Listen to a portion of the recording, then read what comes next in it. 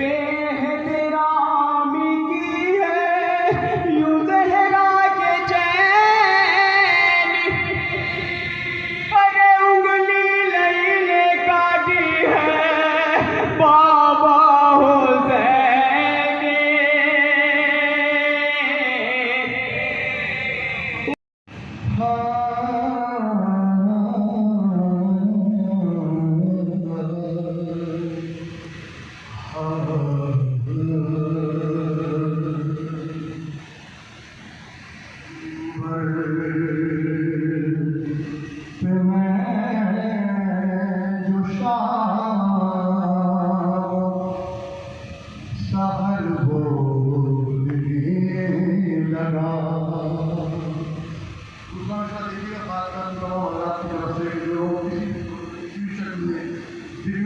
मुसलमान करते हैं, चाहे वो तो पानी की शर्तों में हम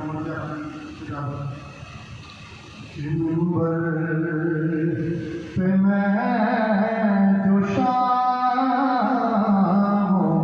सहर बोलने लगा,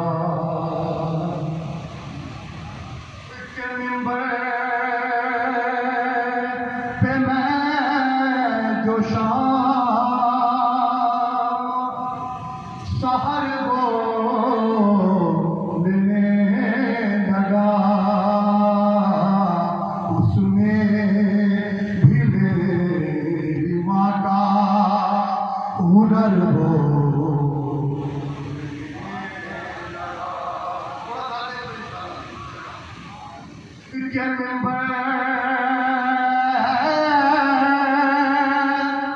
पे मैं जो शाम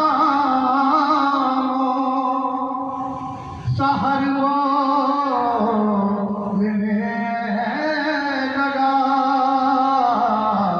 उसमें भी मेरी माँ का हुनर बोलने लगा। कैसे मौत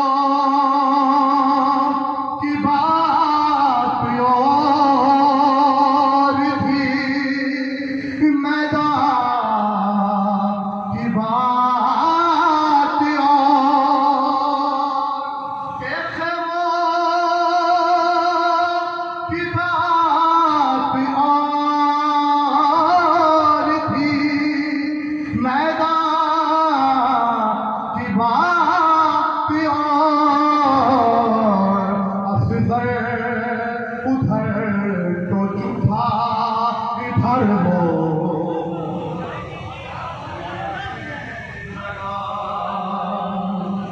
कैसे मौत की बात और थी, मैदान की बात और, असगर उधर तो चुप था इधर बोलने लगा, कि असगर उधर तो चुप था इधर बोलने लगा। अपनी ज़बान बना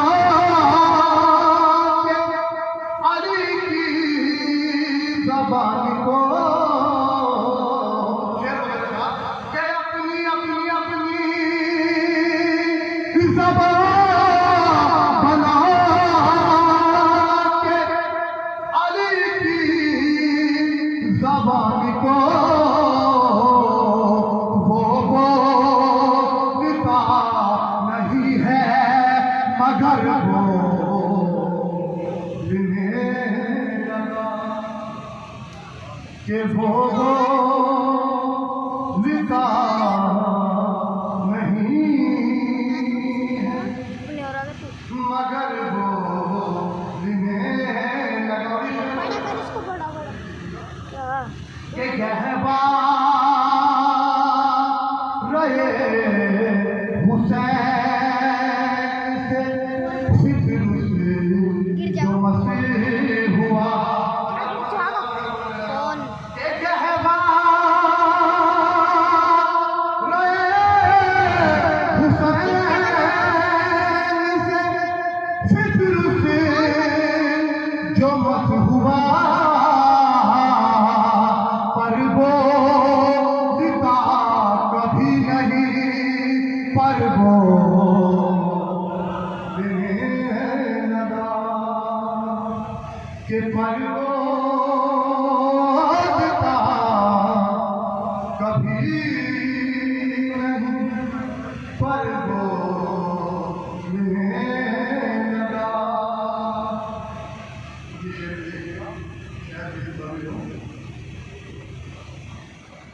कि पर्वों मिटा कभी नहीं, पर्वों में लगा और लो मांग ली शहीद ने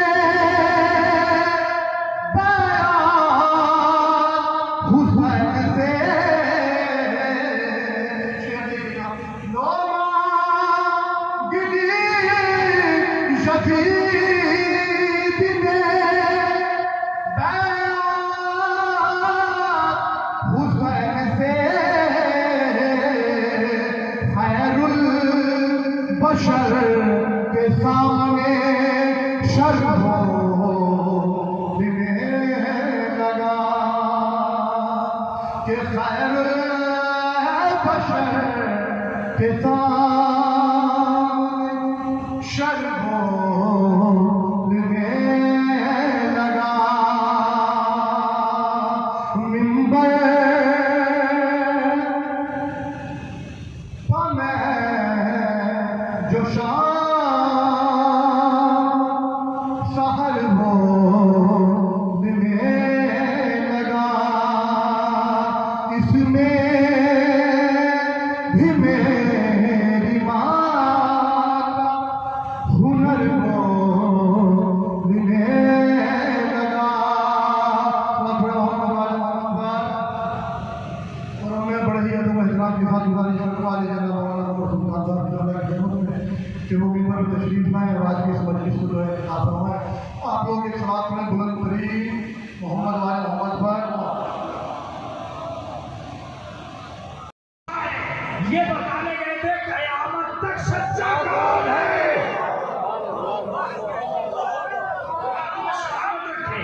अब मजलिस हो जाएगी। मैंने कहा बीबी फातिमा क्या आपको घर से इसलिए निकलना पड़ा कि ये ऐलान हो सके कि कौन सा परिवार सच्चा है? का सिर्फ यही बताने नहीं गई थी कि आज तक का सच्चा कौन है, ये भी बताने गई थी कि कयामत तक का झूठा कौन है। अब तुम चुप मत बैठना, अगर सुल्तान जोश में है अब तुम चुप मत बैठना। मैंने कहा बीबी कैसे का ऐलान करते जो भी पंचतन के मुकाबले पे आ जाए झूठा है।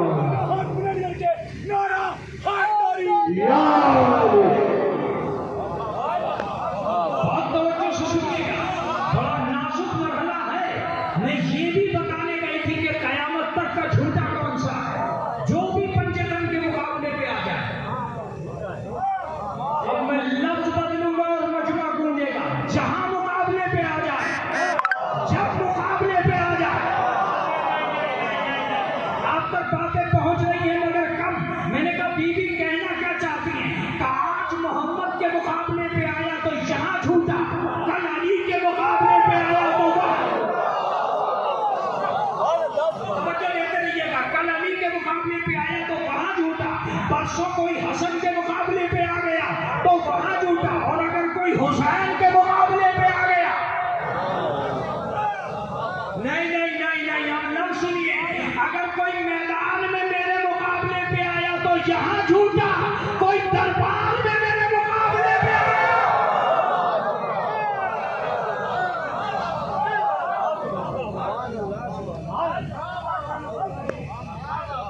ये मुमकिन ही नहीं कि तू मैदान मुबाहिदा को इस तराजू में तोड़ कर चला जाए कि हम ये तो झूठा है। मैं तो कहता हूँ कि कभी कभी गलत इल्जाम होते हैं जो इस्लाम के दामन पर लग जाए। एक बहुत बड़ा प्रॉब्लम होती है एक वाक़े के ऊपर, ये मसाइल के लिए पढ़ रहा हूँ, मसाइल हो जाएंगे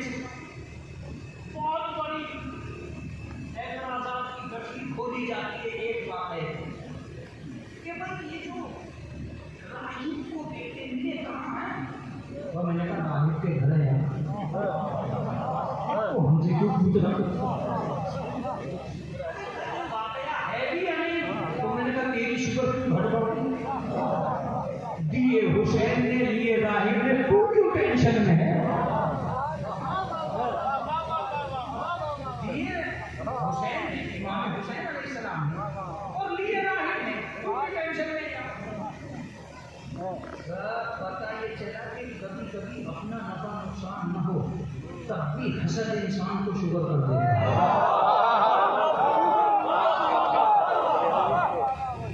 ये इस बात है पर एतराज का मतलब तारीखी शुगर, जिन्हें तारीखी शुगर है वही इसे वो लेने गया तो लेने गया तब बोला ना है भी या नहीं? मैंने कहा यार है या नहीं मगर ये भी तो मेरा भी चाह। बोले वो क्या? मैंने कहा मैं इस राहिब से पूछता हूँ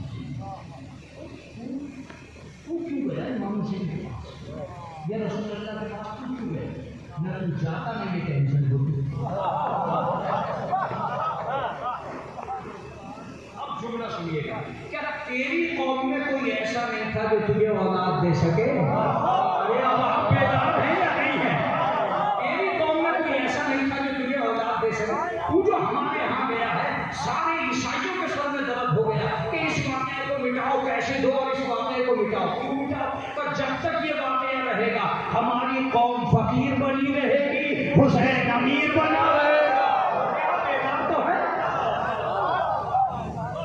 क्या ईसाइयों को शुगर हो गई कि भाई इस वाक़े को मिटाओ, ये तो फकीर बनाना है हमारी कौम को। ज्यादा पहला दुश्मन ईसाई। इससे कहा मैंने कहा कि अब मैं आपको यकीनन इससे बड़ा जुमला मेरे पास भी नहीं। आप जानते हैं ये वाकया कब का? ये वाकया है मुबाहिले के अगले दिन का। अरे मैं तो पूरी मजलिस पर गया। मैंने इससे पूछा तू क्यों गया था? तो मैंने तो कल ही देख लिया था मेरी कौम के बड़े बड़े इनकी बद्दुआ से हार गए।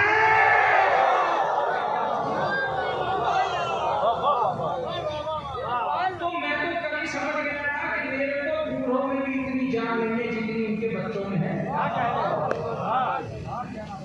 ये क्या किसी को बद्दुआ न चली तो दुआ क्या चलेगी? यादव ने इन्हें छोड़कर रसूलुल्लाह के पास गया। मैंने कहा चल फिर क्या हुआ? जब मैं रसूलुल्लाह के पास गया तो रसूलुल्लाह ने मेरी पेशानी पे निगाह और निगाह डाल के कहा कि तेरी तकदीर में यही कहा। पता नहीं सबक पाएगा मुझे नहीं, लेकिन मैं जल्दी से गुजर जाऊँ। यहाँ से दूसरा दुश्मन सामने है। उसने कहा इस वाक़े को मिटा क्यों? जब तक ये वाक़या रहेगा ये बात साबित होती रहेगी कि रसूलुल्लाह तकदीर पढ़ना जानते हैं। और हम ये लिख चुके हैं कि वो तो तहरीर पढ़ना नहीं जानते।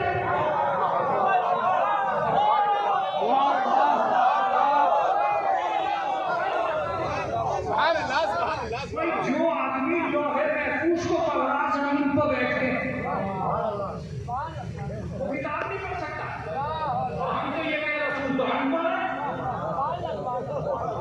रसूल तो पढ़ना जानता ही है और ये वाकया साबित कर रहा है जो तकदीर पढ़ना जानता है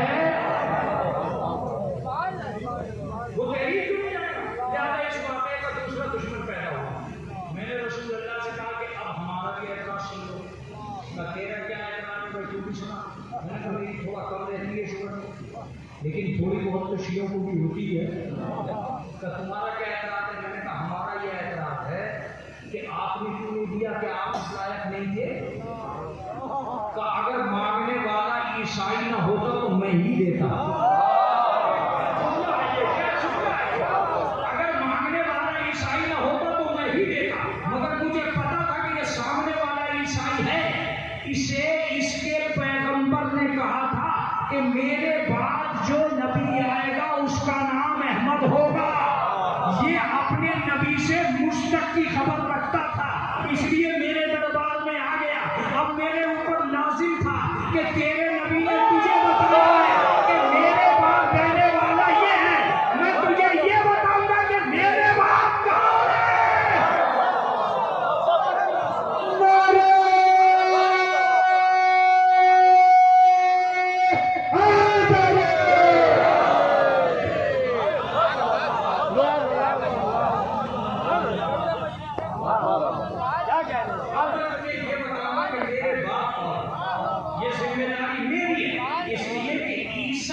इसे मुझ तक पहुंचाया, मैं इसे अपने बात तक पहुंचाऊंगा ताकि तर्जुमा हो सके हुसैन मिन्नी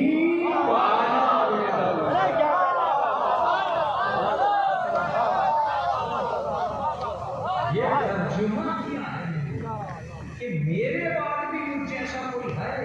तो खाली यही मत सोच बैठना कि मैं ही दूंगा। रह गई बात बच्चों की, तो बच्चे तो मेरे बच्चे भी दे सकते हैं।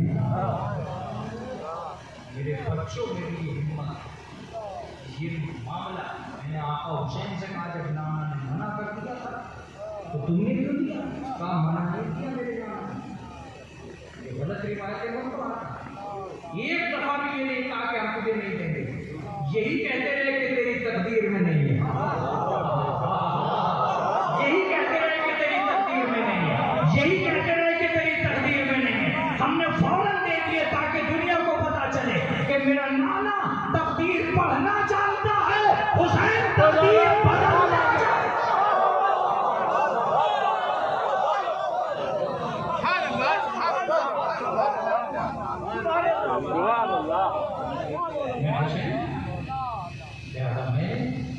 मैंने दी और क्यों दी ये मत सोचना, ये पता चलेगा जब तू करबला। वो अल्लाह की राह है जिसमें मैंने अकबर दी, जिसमें मैंने अपना कासिम दिया, जिसमें मैंने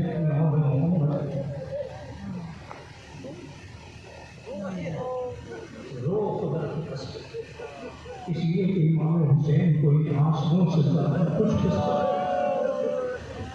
मैंने बड़े बड़े उलमा को ये कहते हुए सुना है कि इस मजलिस में दो ज़ातें ऐसी जो मुतवातिर मजलिस में आती, एक सैयद सज्जाद और एक जनाब सकीना अपने भाई से कहती है, भाई ये कौन लोग?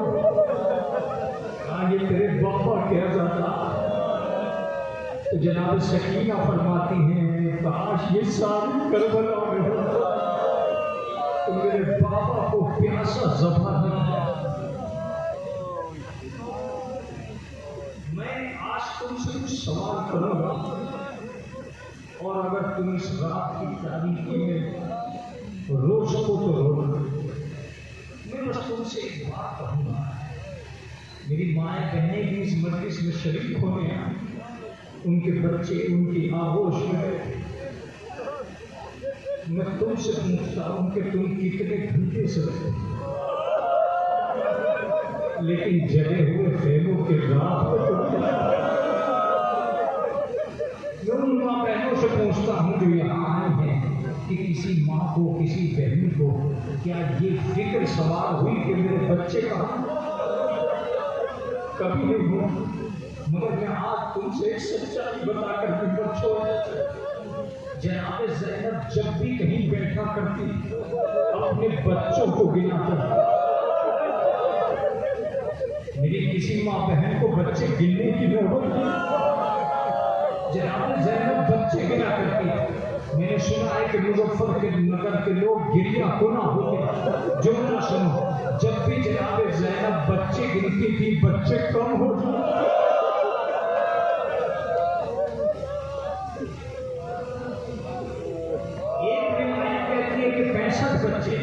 एक रिवायत कहती है कि 45 बच्चे, लेकिन जब जनाब ज़ैनब जिंदाने शाम में पहुंची है तो सिर्फ 6 बच्चे बचे।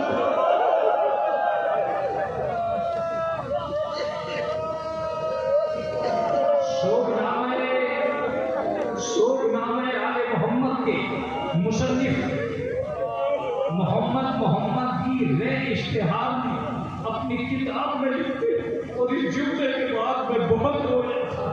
इस किताब में लिखते हैं कि जब खेलों में आग लग गई तो बहुत से बच्चे घोड़ों की टापों से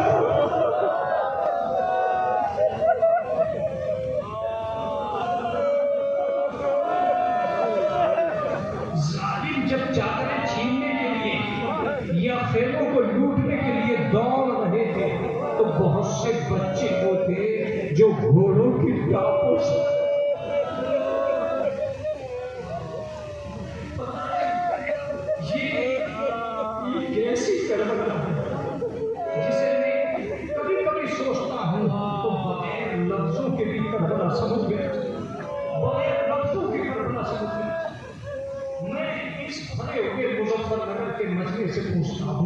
जो आज जौली में करबला के अंदर बैठा हुआ है। रात के 11 बजने के बाद का वाकया है, जब मैं इनसे पूछ रहा हूँ क्या तुम्हारे दरवाजों पर आज तक कोई मांगने वाला ऐसा आया है? हाँ, मैं जानता हूँ कि रोटी मांगने वाला आया है, पैसे मांगने वाला आया है, कपड़े मांगने वाला आया है, लेकिन मुझे अपनी जिंदगी की कसमें खा के बताओ, क्या किसी मांगने वाले ने कभी पानी मांगा? अगर पानी नहीं मांगा है तो मुझसे सुनो। सकीना जब दरवाजा खुला देखती थी तो जनाबे ज़ैनब से कहती थी, फूफी अम्मा क्या इजाजत है मैं थोड़ा पानी मांग लूं? कूफे का बाजार,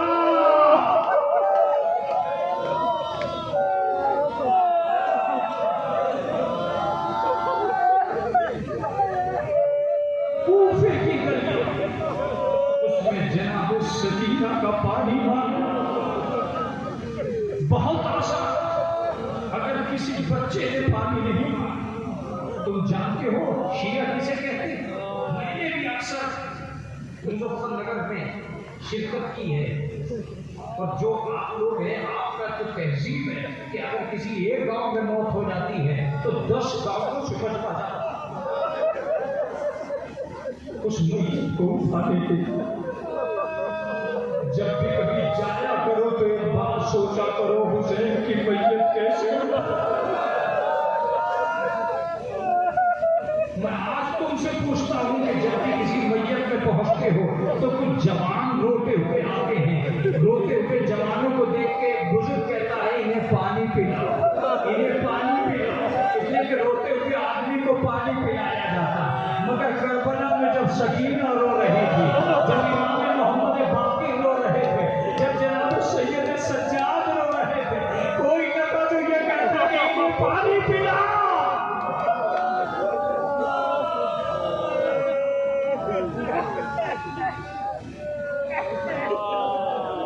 मैं जब इस करबला में दाखिल हुआ तो मैंने ये देखा कि इस बच्चे, ये बच्चों ने मजलिस बर्पा की। और जो इन बच्चों ने सबसे पहले पीने का इंतजाम किया, पानी का इंतजाम किया।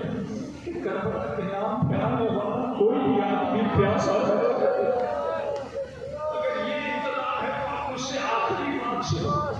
मैं तो कभी कभी कहता हूँ कि मसाइल को बदला नहीं जा सकता, लेकिन सोचा जरूर जा सकता। लेकिन क्या हुआ हो, एक वाकया मैंने सुना कि शिव पानी पी रहा है और सकीना पीछे पीछे। ये वाकया मैंने सुना जरूर, लेकिन मेरा दिल टूट गया कि आज तक कोई बच्चा मैंने ऐसा नहीं देखा जो किसी आदमी के पीछे जा रहा हो, पानी मांगता हो और उसे पानी न मिला। लेकिन आले मोहम्मद की बच्ची, और वो भी सकीना, शिविर के पीछे पानी मांगे। मुझे बहस इससे नहीं है कि पानी मांग, लेकिन मैंने इस वाक़े से पढ़ने के बाद और इस वाक़े को सुनने के बाद उलमा से एक ही सवाल करना शुरू कर दिया। आखिरी जुमले में एक ही सवाल करना शुरू कर दिया कि कितनी देर तक सकीना ने पानी मांगा। बस ये सवाल किया तो मेरा दिल टूट गया, इसलिए कि मुझे एक रिवायत ने जवाब दिया कि उसने 300 आदमियों को पिलाया, फिर 300 घोड़ों को पिलाया। सकीना पीछे पीछे जाती रही। अरे कितनी देर लगी मुझे नहीं मालूम, मगर एक रिवायत ने लिखा कि सकीना शिविर के पीछे जाते जाते 3 जगह बैठी, 3 बार उठी, ए शिविर थोड़ा सा पानी दे। जब आखिरी घोड़े को पानी पिला दिया तो उसने जमीन पर उड़ेल दिया। सकीना लौटने लगी, ए चचा आपकी भतीजी बहुत प्यासी है, आपकी नागरी प्यासी है। हम जियारत करेंगे उस आदम की जिसको सकीना बहुत प्यार करती थी। चचा